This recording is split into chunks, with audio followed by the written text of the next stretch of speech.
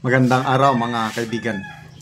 Bigyan natin ngayon ng opinion, reaction itong post ng ABS-CBN News 20 minutes ago. Pahayag ito ni Speaker Martin Romualdez tungkol sa nangyayaring korupsyon sa bansa. Sabi niya, ito, House Speaker Martin Romualdez says, the House will never, take word, never, excuse me. The House will never condone corruption, whether in public works, local governance, or any other area of government service. Palakpakan naman natin. Galing!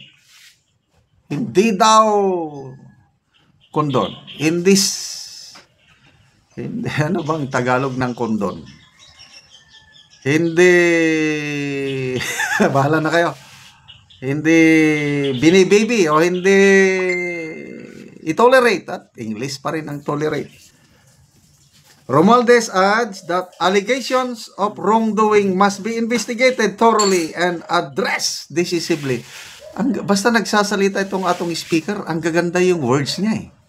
Marunong yung writer ba ano? Kaya lang, ang tanong, pinapaniwalaan ba siya ng nakakaraming taong bayan? Yun ang tanong. Ito, labanan nga yun, court of public opinion. You can say anything you want, but it's up for the public kung maniwala tayo o hindi.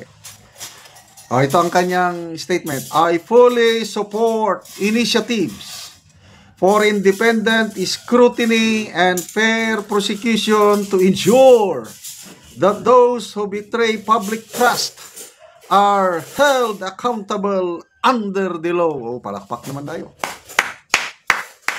Saluduhan natin ang ating speaker dahil ang ganda yung sinasabi niya.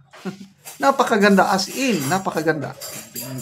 Tanong, ang publiko, naniniwala ba? O, tingnan natin ha. Ito, 20 minutes ago lang ito ha. People who reacted. 7,300 people who reacted. Sana ito ipakita kay Speaker Martin Romualdez. 6,100 tumatawa. 787 galit. So halos ang nag-like lang, ang naniniwala sa kanya 340. Wala pang 1%. Parang ganito rin yung rating niya sa WR numero. 0.7 ang gusto siyang magpresidente. Ito rin, no? The House will never condone corruption.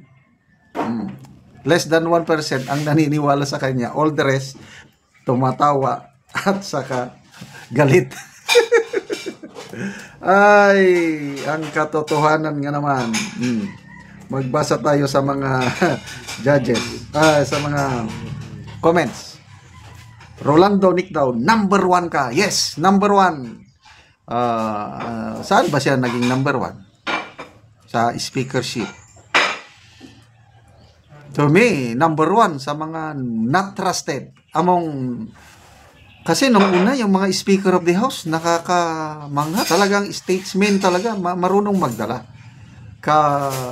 Puri-puri, kahanga-hanga, yung mga naunang speaker. Amang Rodriguez, parang may mga ganun nung una eh. Ramon Mitra, yan ang mga speaker. Manny Villar, okay pa rin. Manny Villar. Ano pa? Kahit siya, PGMA, okay rin para sa akin as Speaker of the House.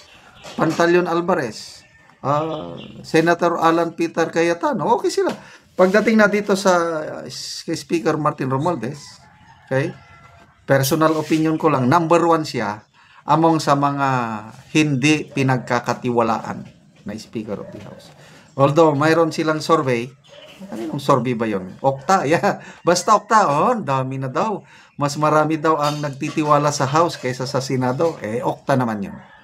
Hindi ako naniniwala sa Okta Research, Tangerine. Kung ang nag-research na maraming naniniwala, maraming nag-trust sa House, yung Pulse Asia, SWS, WR numero, pwede, kaya lang, Okta, wag na. Okay.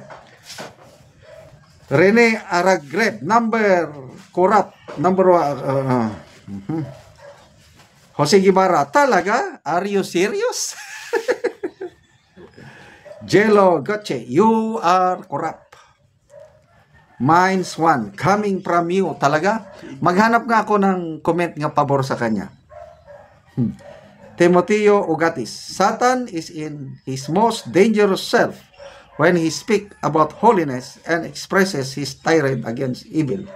Very deceiving, very wily. Yan. Sa yung ahas nga sa Garden of Eden, very deceptive. Kaya nalinlang niya ang ating mga parents.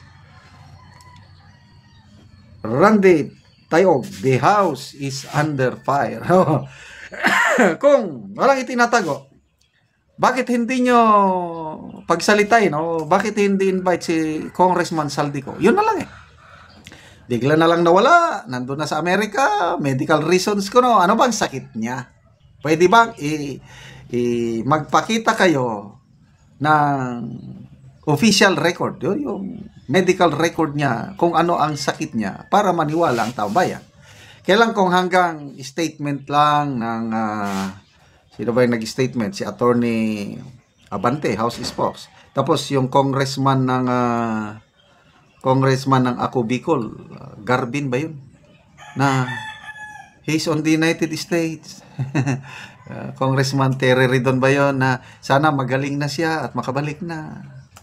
Ala, paniniwalaan ba yun ng nakakarami taong bayan? May maniniwala siguro, but mas marami to me.